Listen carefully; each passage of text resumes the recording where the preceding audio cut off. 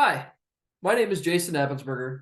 I'm a Systems Application Administrator and Project Manager at the University of Northern Iowa. UNI is in the early phases of a large project.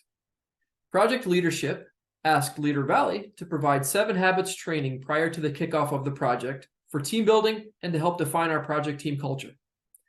The workshops were interactive, offered opportunities to engage with others in the room for both small group and one-on-one breakout sessions. You could feel the energy as many of us made new acquaintances and reflected on how we'll work together as a team. My biggest takeaway from the workshops was the importance of identifying my big rocks each week in both my professional and personal life. Thanks to Leader Valley for helping us get our project teams off to a great start.